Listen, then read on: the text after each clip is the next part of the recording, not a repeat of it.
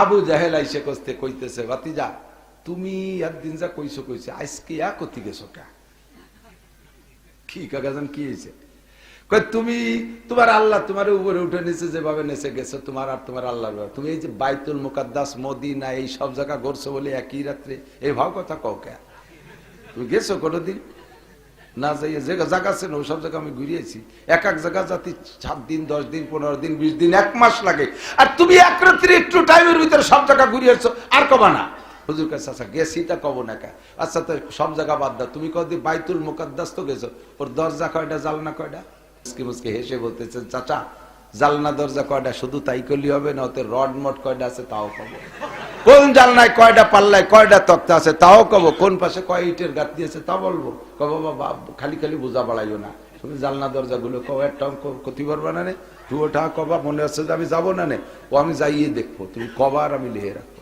হুজুর কথা একটু খাতা ধর আমি একটা কই একটা বিস্তারিত বললেন লাস্টে বললেন যে তুমি তো খালি বাইতুল মুকাদ্দাস চাইছো আমি আরেকটা জিনিস বলে দিই বাইতুল মুকাদ্দাসের দরজার সামনে দেখবে একটু কুচু একটা পাথর আছে ওটা মেয়ের খুঁটির মতো খাটো একটা পাথর আছে ওর গলায় একটা ফুটো আছে ও ফুটোটাও কি কারণে শুনে নাও আমি ওই ওখানে যখন গেছি বুরাকে চড়ে আমাকে জিব্রাইল মসজিদের মধ্যে ঢুকাই দিয়া পরে দেখছে জিব্রাইল পিছনে বললাম ভাই ঘরে আসেন মসজিদে আসেন জিব্রাইল কয় হুজুর না আপনি থাকেন আমি আসতেছি আমি বুরাকটা বাঁধিয়ে দিয়েছি তো জিব্রাইল ওই খুঁটির সাথে বুরাক বাঁধার জন্য আঙ্গুল দিয়ে খুঁচা দিচ্ছে পাথরের গলা ফুটো হয়ে গেছে ওর মধ্যে রশি দিয়ে বেঁধে দিয়েছে ওটা একটু দেখি আসতি তুমি যারে ভাটাবা নিজে গেলেও যাইও ওই ওই সেই পাথরের গলায় ফুটো আছে কিনা তাও তুমি দেখি এসো সব খাতায় লিখে 10 জন দিয়ে তো গভর্নর সৌদি আরবের গভর্নর ছিল তখন এই আবু জাহেল ও গভর্নর লোক পাঠাইছে 10 জনের একটা টিম যাইয়ে দেখবি 1 মাস যাবি যার 1 মাস আসতে লাগবে 1 মাস 10 দিন ধরে দেখবি দেখে ভালো করে মিলেবি কোন কোন জায়গায় লোকমা আছে ঠিক রাখবি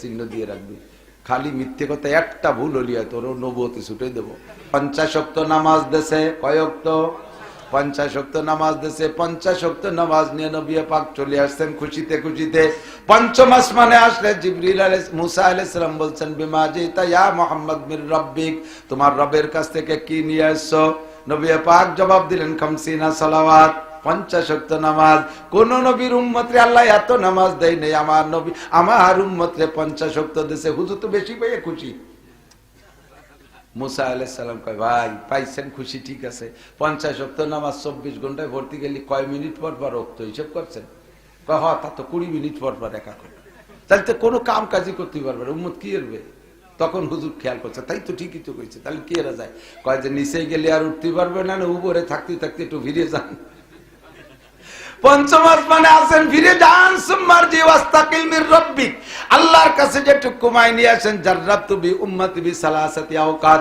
আমার উম্মতের উপরে মাত্র 3 ওয়াক্ত নামাজ ফরজ ছিল তাই বাদামের দল ভরে নাই আর আমার উম্মত তো কত শক্তিশালী উম্মত 30 ফুট 20 ফুট 25 ফুট লম্বা কত শক্তিশালী ফিরাউনের মতো আন্তর্জাতিক খ্যাতি সম্পন্ন দামড়ার সাথে কতদিন মারামারি যুদ্ধ বিগ্রহ করা উম্মত আমার এই শক্তিশালী উম্মত 3 ওয়াক্ত পড়ে নাই আর আপনার উম্মত হবে দুর্বল লা তুতিকু তারা পারবে না এত নামাজ পড়তে পারবে না আপনার উম্মত 16-17 বছর বয়সে ডায়াবেটিসে কাতরাতি থাকবে 15-16 বছর বয়সে মাথার চুল পাকে ফকাফক সাদা হয়ে যাচ্ছে না 12-14 বছরে পোলাপান চশমা ছাড়া পায়খানার দরজা খুঁজে পায় না এই দুর্বল হাঁটুসুলা উম্মত এত নামাজ পড়তে পারবে না একটু ফিরে যান নবী পাক ফিরে গেলেন আল্লাহ কাইবিম লিমা রাজাতা হাবিবি আবার আসছেন কেন কয় আল্লাহ আমার উম্মত দুর্বল নামাজ একটু কমাই দেন 5 ওয়াক্ত কমাইলেন আল্লাহ 45 নিয়ে চলে আসছে মুসা আলাইহিস সালামকে আবার যান এমন করে 9 বার ঘুরাইছে যে বাড়ি যায় মোটে 5 ওয়াক্ত কমায় বেশি কমায় না আল্লাহর সিদ্ধান্ত লাস্টে রাখবে 5 ওয়াক্তই কিন্তু বারবার ঘুরাই কেন কয় বন্ধুরে ঘুরাই ঘুরাই যতবার দেখা যায় ততবার মজা পাওয়া যায় যারে ভালোবাসে সে তারে দেখতে চায় দোস্তের সাথে দোস্তের সাক্ষাৎ বারবার হবে বিদায় বারবার ঘুরাইয়া 9 বার আর প্রথম একবার হুজুর বলেন রায়তু রাব্বি লাইলাতা উসরিয়া বিআশারা মাররা বিগাইরি হিজাব ওই রাতে আমি বিনা পর্দা পার্টিশনে আমার আল্লাহকে সম্পূর্ণ নূর আমি 10 বার দেখেছি লাস্টে টেক্সে কয় ওয়াক্ত 5 ওয়াক্ত নিয়ে মুসা আলাইহিস সালামের কাছে আসলে কয় ভাই আরেকটা গুল্লি দেন 5 ওয়াক্ত আছে আর একটা গুল্লি দেন একটু ঘুমাইছেন হুজুর কয় যে বাড়ি যাই 5 রেখে দেয়, এবার গেলিও তো সিস্টেম অনুযায়ী 5ই রেখে দেবে, পরে আবার খালি হাতে বাড়ি যা লাগবে না, কাজেই আর যাব না, যা সেইটাই থাকবে। এই 5ই নিয়ে যায়, উম্মত পড়লে লাভ আছে, না পড়লে উম্মতের ভাষা সামলা থাকবে না, আমার কিছু আসে যায় না, 5-এর কমার কমানো যায় না। আল্লাহ পাক তখন ডাক দিয়ে বলে, লা তাবদীলা লিকালিমাতিল্লাহ, দোস্ত আমার কথা, আমার সংবিধান পরিবর্তন হয় না, আমি যাহা বলি তাহাই চিরস্থায়ী। 50 বলেছি 50ও ঠিক, 5 বলেছি 5ও ঠিক। কয় 2 ঠিক রে কিভাবে ঠিক রাখবেন?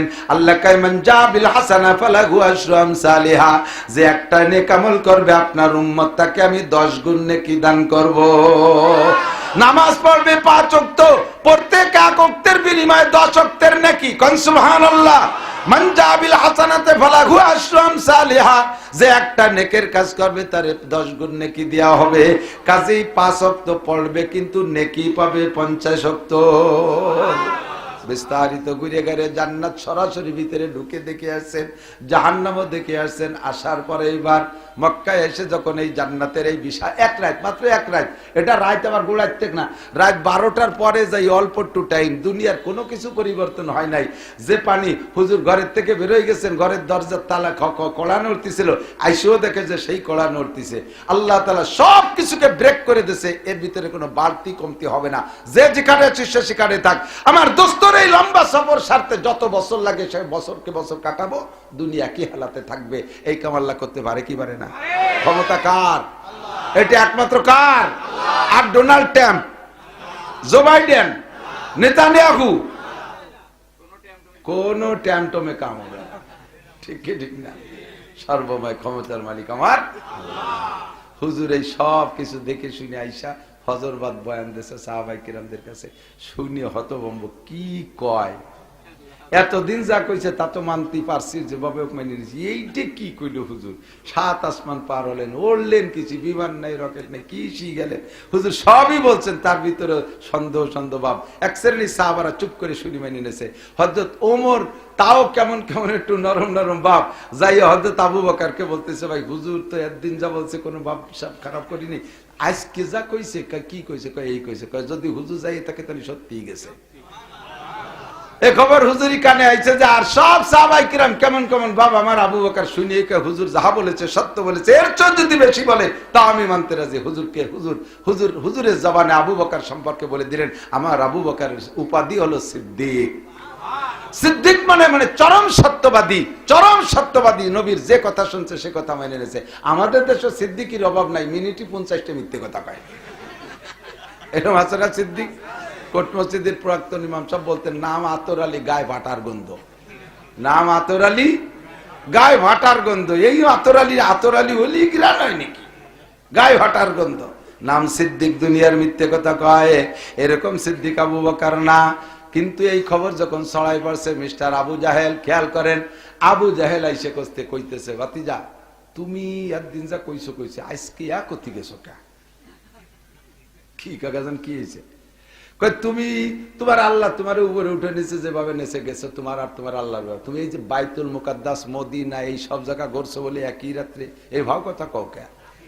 তুমি গেছো কোনোদিন? না যাইয়ে যে জায়গা আছে না ওসব জায়গা আমি ঘুরিয়েছি। এক জায়গা জাতি 7 দিন, 10 দিন, 15 দিন, 20 দিন, 1 মাস লাগে। আর তুমি এক রাত্রি একটু টাইমের ভিতরে সব জায়গা ঘুরিয়েছো, আর কবা না? হুজুর কাছে আচ্ছা গেছি তা কব না কা? আচ্ছা তো সব জায়গা বাদ দাও, তুমি কদি বাইতুল মুকাদ্দাস তো গেছো, ওর দরজা কয়টা, জালনা কয়টা?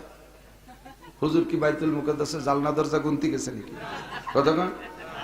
আমরা যে যে ঘরে বসবাস করি, কয়জন বলতে পারবেন আপনার ঘরে কয়টা জালনা? আমি তো পারবো না, আমি পারবো না। আমার ঘরে কয়টা জানালে আমি নিজে হাতে বানাইছি, আমার বাপের গেলে ঘরে থাকি না, আল্লাহ আমার তৌফিক দিয়েছে যা বানাইছি। আমার ঘরে কয়টা জানালা, কয়টা দরজা আমি তাও বলতে পারবো না। আমার বিল্ডিং এ কয়টা দরজা, ঘরে কয়টা দরজা, সব আমি বলতে পারবো না। আর হুজুর এক রাত্রি কই জায়গা জালনা দরজা গুনতে গেছে নাকি? হুজুর কে আল্লাহ নেছে, যাওয়ার পথে ওই 2 রাকাত নামাজ পড়ায় চলে গেছে। এনে জালনা দরজা না করতে পারলে হুজুরের সফর বলে ওই নেই। হুজুর কয় যে কোন দামলার ফালাই বললাম, আল্লাহ চুপ করে বসে রয়েছে। জিবরিল আলাইহিস সালাম এসে কয়, হুজুর কি হয়েছে এইভাবে চুপ করে বসে? কয় দাও না, খবিসটা কি জিজ্ঞেস করে, বাইতুল মুকাদ্দাসে জালনা দরজা কয়টা, সব আমি না করতে পারলি বলে আমার সফর ওই নেই। তো জিবরাইলকে হুজুর কোনো টেনশন করি না, দেখতে পারলে তো বলতে পারবেন। হুজুরকে দেখবো কি, এর তো সে রাত্রি একবার দিয়ে আইছি, সে সময় তো আমি অত গুনি নেই। তো জিবরাইলকে হুজুর এক্ষুনি দেখবেন। সঙ্গে সঙ্গে নবী পাকের সামনে বাইতুল মুকাদ্দাস ওপেন করে দিয়েছে। যে কথা বলবো বলে বলছি, কাশ খুলে যাওয়া, হুজুরের সামনে বাইতুল মুকাদ্দাস খুলে দিছে। ঘুরাই ঘুরাই দেখাচ্ছে, ঘুরাই ঘুরে টেলিভিশনে দেখে না, ড্রোন ক্যামেরা দিয়ে ক্যামেরা করে উপরে দেখায়, সাইডে দেখায়, এপাশ ওপাশ ঘুরাই দেখায়। জিবরিল আলাইহিস সালাম আল্লাহর কুদরতি ড্রোন ক্যামেরা দিয়ে বাইতুল মুকাদ্দাস ঘুরাই ঘুরে দেখাচ্ছে হুজুরের সামনে। হুজুর চক্ষু বন্ধ করে দেখতেছেন আর মুস্কি মুস্কি হেসে বলতেছেন, চাচা জালনা দরজা কয়টা, শুধু তাই করলে হবে না, ওতে রড মট কয়টা আছে তাও কব, কোন জালনায় কয়টা পাল্লায় কয়টা তক্তা আছে তাও কব, কোন পাশে কয় ইটের গাঁথ দিয়েছে তা বলবো। কব বাবা খালি খালি বোঝা বাড়াইও না, তুমি জালনা দরজা গুলো কব একটা ক্ষতি করবা না নে, ওটা কবা মনে হচ্ছে যে আমি যাবো না নে, ও আমি যাইয়ে দেখবো, তুমি কবার আমি লিখে রাখবো। হুজুর কথা তুই খাতা ধর, আমি একটা কই একটার বিস্তারিত বললেন। লাস্টে বললেন যে তুমি তো খালি বাইতুল মুকাদ্দাস চাইছো, আমি আরেকটা জিনিস বলে দিই। বাইতুল মুকাদ্দাসের দরজার সামনে দেখবে একটু কুচু একটা পাথর আছে, ওটা মেয়ের খুঁটির মতো খাটো একটা পাথর আছে, ওর গলায় একটা হুটু আছে। ও হুটোটাও কি কারণে শুনে নাও। আমি ওই ওখানে যখন গেছি বুরাকে চড়ে, আমাকে জিবরাইল মসজিদের মধ্যে ঢুকাই দিয়া পরে যে জিবরাইল পিছনে, বললাম ভাই ঘরে আসেন, মসজিদে আসেন। জিবরাইল কয় হুজুর না আপনি থাকেন, আমি আসতেছি, আমি বুরাকটা বাঁধতে দিয়েছি। তো জিবরাইল ওই খুঁটির সাথে বুরাক বান্ধার জন্য আঙ্গুল দিয়ে খুঁচা দিচ্ছে, পাথরের গলা ফুটো হয়ে গেছে, ওর মধ্যে রশি দিয়ে বেঁধে তুইছে। ওটা একটু দেখি আসতি, তুমি যারে ভাটাবার নিজে গেলেও যাইও, ওই ওই সেই পাথরের গলায় ফুটো আছে কিনা তাও তুই দেখি এসো। সব খাতায় লিখে 10 জন রেডি, ও তো গভর্নর, সৌদি আরবের গভর্নর ছিল তখন এই আবু জাহেল। ও গভর্নর লোক পাঠাইছে 10 জনের একটা টিম, যাইয়ে দেখবি, 1 মাস যাবি, যাওয়ার 1 মাস, আসতে লাগবে 1 মাস, 10 দিন ধরে দেখবি, দেখে ভালো করে মিলেবি, কোন কোন জায়গায় লোকমা আছে ঠিক রাখবি, চিহ্ন দিয়ে রাখবি। খালি মিথ্যে কথা একটা ভুল হলিয়া তোর নবুয়তে ছুটে দেবো। এই 10 জন যাইয়া ঘুরে ফিরে সব দেখে বলছে যে আইসে ডাইরেক্ট আগে আমার কাছে আসবি, মোহাম্মদের কাছে যাবি না, কে সাথে দেখা করবি, খাতাটা জমা দিয়ে তারপরে একসাথে যাবো উদ্ধারে। এই 10 জন ঘুরে আইসা আবু জাহেলের কাছে যাইনি, সরাসরি যাইয়া হুজুর আলাইহিস সালামের হাতে হাত দিয়ে কয় আশহাদু আল্লা ইলাহা ইল্লাল্লাহ ওয়া আশহাদু আন্না মুহাম্মাদান আবদুহু ওয়া রাসূলুহু। বলেন না সুবহানাল্লাহ। চেরাগে রাকে ইজ্জত বর ফুরুজাত, চেরাগে রাকে ইজ্জত বর ফুরুজাত, কাছে কাস্তব জানাদ রে শাশ বসুজাদ, ইরিদুনা লিউতফিউ নূরাল্লাহি বিআফওয়াহিহিম আল্লাহু মুতিম্মু নূরিহি ওয়ালাউ কারিহাল কাফিরুন। ধর্মের যেই বাতি আল্লাহ জ্বালাইতে চায় ওই বাতি দুনিয়ার কেউ ফু দিয়ে নিভাইতে পারে না। কতক্ষণ তাবলীগের একদল উলামায়ে কিরামের বিপক্ষে লাইগা ইজতেমাকে নস্যাৎ করার জন্য টঙ্গীর মাঠে যাইয়া বেয়াদবি করেছে। কথা বলেন ঠিক কি না? সেই দলের কারণে ইজতেমা বন্ধ হয় নাই, তাবলীগ বন্ধ হয় নাই। উলামায়ে কিরামের নেতৃত্বে ইজতেমা 2 বার করা লাগছে এবং তারা স্থায়ীভাবে ইজতেমাতে বাদ হয়ে গেছে। অরিজিনাল আসল দলের সাথে যারাই যখন বেয়াদবি করে আল্লাহ তাআলা তাদেরকে মাটির সাথে মিশিয়ে দেয়। ওই 10 জন এসে নবী পাকের কাছে কলেমা পড়িয়া ওরা সাহাবা হয়ে গেছে, আর সামনেতে যায় না। আবু জাহেল কয় 2 মাস 10 দিন তাদের টাইম দিলাম, তারা আসে না কেন? লোক পাঠাইছে, তারা এসে খবর কয় যে সেই 10 জন মুহাম্মাদের কাছারিতি বসা। আবু জাহেল ডেকে পাঠাইছে, এই তোরা আসিস কেন? আবু জাহেলের কাছে যাইয়া হাজিরা দিয়া কয় কি খবর? কয় তোরা আসিস নাই কেন? কয় তোমার কাছে জীবনও আসতাম না। মুহাম্মাদুর রাসূলুল্লাহ যা বলছে সব পাই টু পাই মিলে গেছে, একটাও মিথ্যে কথা বলে নাই। আল্লাহু আকবার। এবার আবু জাহেল কি কয় জানেন? গুপ্তে নাবুদ মিসলে তু সাহির দেগার সাহেরারা সর দুই ও তাজ সার। বাতিজা তোমার মতো জাদুকর পৃথিবীতে নাই। এই জায়গায় বসে বাইতুল মুকাদ্দাসের ইট গুনিয়ে দিলি, আর কেউ পারে না। একটু বলেন না নাউজুবিল্লাহ। এর নাম হলো কাশফ।